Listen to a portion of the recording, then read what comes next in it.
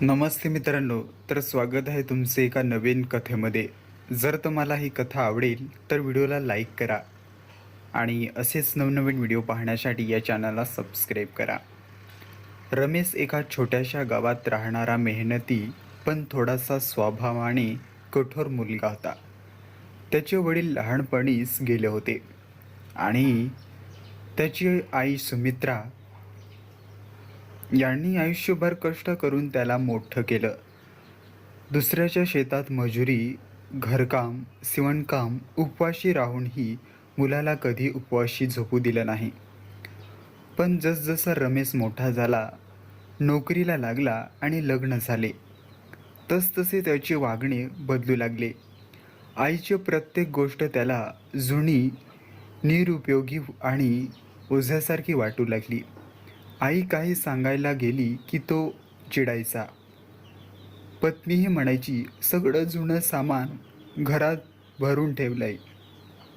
आई मात्र शांतपणे हसायची आणि म्हणायची, माझ्या माझ्या गेल्यानंतर हवं ते करा. वय वाढत गेलंय. आई आजारी पडली तरीही ती रोज देवासमोर बसून मुलासाठी प्रार्थना करायची. एके दिवशी तिची प्रकृती खूपच बिघडली. शेवटच्या क्षणी तिने रमेशचा हात धरला आणि फक्त एवढंच म्हणाली, बाळा, माझं कपाटात एक छोटी पिशवी आहे.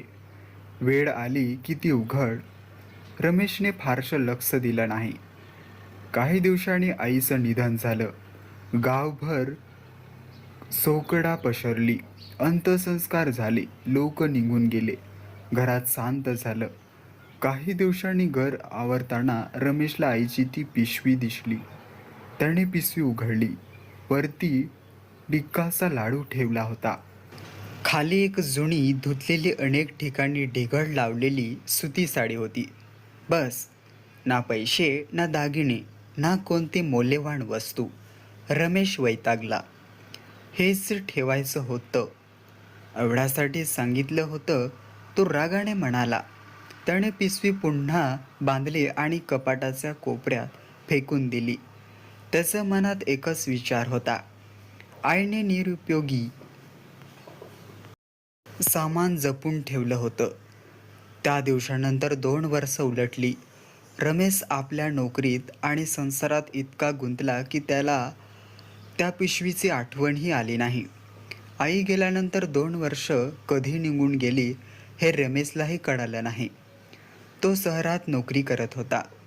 सकाळपासून रात्रीपर्यंत काम, घर आणि जबाबदाऱ्या यामध्ये तो इतका गुंतून गेला होता की आईची आठवणही फारशी काढत नव्हता. कपाटाच्या कोपऱ्यात पडलेली ती पिशवी धुळीत माखलेली होती. एके दिवशी दुपारी ऑफिसमध्ये काम सुरू असतानाच त्याचा मोबाईल वाजला. स्क्रीनवर गावातील चुलत भाऊ सुरेशचे नाव दिसत होते. हॅलो रमेश, वेळ असेल तर लगेच गावाला ये. तुझ्या आईबद्दल एक महत्त्वाची गोष्ट सांगायची आहे. रमेश थोडा गोंधळला. आईला जाऊन 2 वर्ष झाली. आता कसली गोष्ट? सुरेश म्हणाला, फोनवर सांगता येणार नाही. तू फक्त ये. तर रात्री रमेश गावाकडे निघाला. दुसऱ्या दिवशी सकाळी तो घरी पोचला. घरात शिरताच त्याच्या नजरेस आईचा फोटो पडला. फोटोवरील हार सुकून गेला होता. देवासमोरची समई विझलेली होती.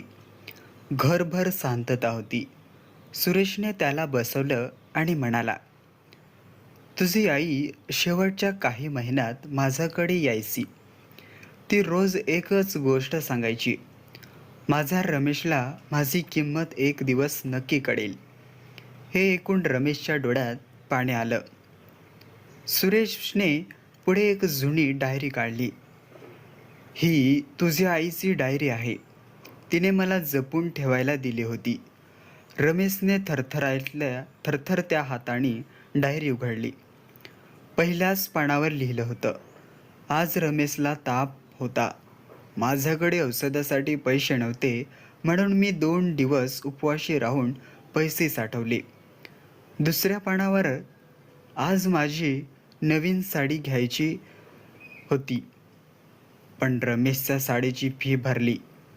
माझी साडी पुढच्या वर्षी घेईन. तिसऱ्या पाण्यावर होतं. रमेशला डिक्काचा लाडू खूप आवडत होता, म्हणून थोडा डिक विकत आणला. माझ्यासाठी काही नसेल तरी चालेल. प्रत्येक पानावर आईचे त्याच्यावरचे प्रेम ओसाडून वाहत होतं. रमेश जोरजोराचा रडू लागला. मी किती मोठी चूक केली. आई जिवंत असताना तिची किंमतच ओळखली नाही. तेवढ्यात सुरेश म्हणाला, रमेश, तुला आठवतंय ना तुझ्या आईने सांगितलेली ती पिशवी? रमेशच्या डोळ्यासमोर लगेच कपाटाच्या कोपऱ्यात पडलेली धुळेने माखलेली पिशवी उभी राहिली. तो धावत घरात गेला. कपाट उघडलं आणि ती पिशवी बाहेर काढली. यावेळी त्याने ती काळजीपूर्वक उघडली. डिक्काचा लाडू, खाली दुमडलेले ती जुनी साडी आणि साडीच्या घडीत त्याला काहीतरी कडक स्पर्श झाला. रमेशने थरथरत्या हाताने ती जुनी सुती साडी अलगद उघडायला सुरुवात केली. प्रत्येक घडी उघडताना त्याच्या डोळ्यातून अश्रू गळत होते. अचानक साडीच्या एका कोपऱ्यात शिवलेली छोटासा कापडी खिसा त्याच्या नजरेस पडला. हे काय असेल? तो स्वतःशीच फुटफुटला. त्याने काळजीपूर्वक टाके कापले. आत एक जुनी पाकिट आणि एक जुने पत्र होते.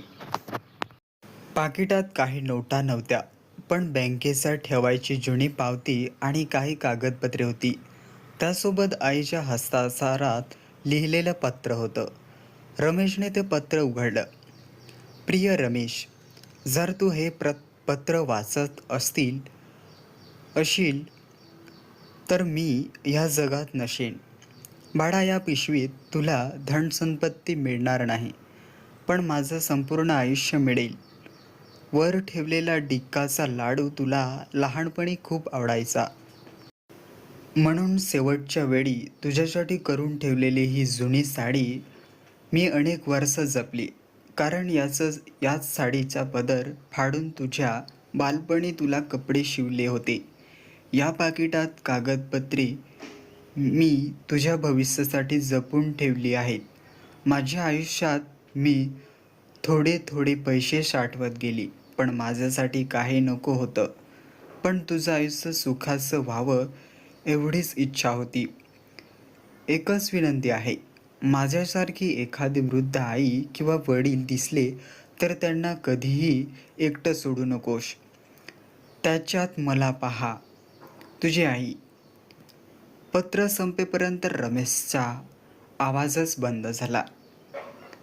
त्याच्या हातातलं पत्र अश्रूंनी पूर्णपणे भिजलं. तेवढ्यात सुरेश घरात आला. रमेश, तुला एक गोष्ट सांगायची राहिली होती. काय? तुझ्या आईने शेवटच्या दिवसात स्वतःची औषधही पूर्ण घेतली नाही. डॉक्टरांनी दिलेले पैसे किती वाचवायची म्हणायची. माझ्या रमेशला कधीतरी उपयोगी पडतील. हे ऐकताच रमेश जोरात रडू लागला. त्याने आईचा फोटो छातीशी धरला. आई, मला माफ कर. मी तुझ्यावर प्रेम केलं, पण ते कधी व्यक्त केलं नाही. त्या रात्री त्याला झोप लागली नाही. त्याच्या डोळ्यासमोर आईचा हसरा चेहरा, तिचे कष्ट, तिचे प्रेम आणि स्वतःचं कठोर वागणं सतत फिरत राहिलं. पहाट होताच रमेशने एक निर्णय घेतला. पहाटेच रमेश उठला. आईच्या फोटोसमोर हात जोडून तो बराच वेळ शांत उभा राहिला. त्याच्या मनात एकच विचार होता, आई परत येणार नाही, पण तिचं प्रेम मी आयुष्यभर जिवंत ठेवू शकतो. त्याने आईची जुनी साडी काळजीपूर्वक घडी करून पुन्हा त्या पिशवीत ठेवली. डिक्काचा लाडूचा थोडासा तुकडा देवासमोर ठेवला आणि डोळे मिटून म्हणाला, आई, आजपासून माझं आयुष्य तुझ्या शिकवणप्रमाणे जगीन. काही दिवसांनी रमेशने गावातील ग्रामसभेत एक घोषणा केली. ज्या वृद्ध आईवडिलांची काळजी घेणारा कोणी नाही, त्यांच्या जेवणाची, औषधांची आणि गरजेच्या वस्तूंची जबाबदारी मी घेतो. सुरुवातीला लोकांना आश्चर्य वाटलं, पण हळूहळू रमेश खरंच प्रत्येक वृद्धाची सेवा करू लागला. कोणाला औषधं आणून द्यायचा, कोणाची घरची दुरुस्ती करायचा, कोणाला दवाखान्यात घेऊन जायचा. एक दिवस गावातील एका वृद्ध आईने त्याच्या डोळ्यावर हात ठेवून म्हटलं, बाळा, आज माझा मुलगा असता तर कदाचित तुझ्यासारखाच असता. हे ऐकताच रमेशच्या डोळ्यात अश्रू आले. त्याला स्वतःच्या आईची आठवण झाली. त्याने त्या वृद्ध आईचे पाय धरले. आशीर्वाद द्या आई. मी माझ्या आईची सेवा करू शकलो नाही. आता तुमच्याच माझी आई शोधत आहे. त्या दिवसापासून संपूर्ण गाव त्याचा आदर करू लागलं. 1 वर्षानंतर आईच्या पुण्यतिथीला रमेशने गावातील सर्व वृद्धांना जेवणाचं आमंत्रण दिलं. प्रत्येकाला नवीन नवीन कपडे, चादर आणि औषधांचं छोटंसं पाकिट दिलं.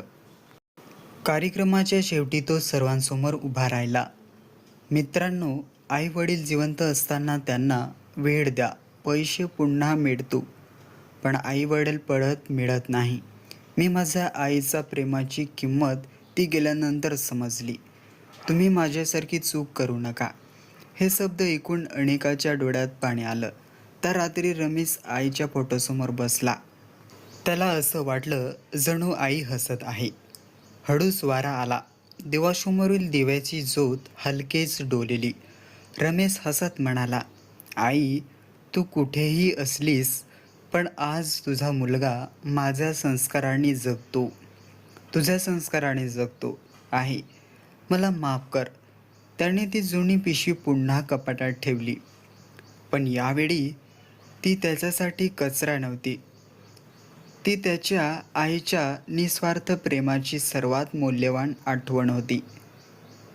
जर तुम्हाला ही कथा आवडली तर व्हिडिओला लाईक करा आणि असेच नवनवीन व्हिडिओ पाहण्यासाठी या चॅनलला सबस्क्राईब नक्की करा. धन्यवाद.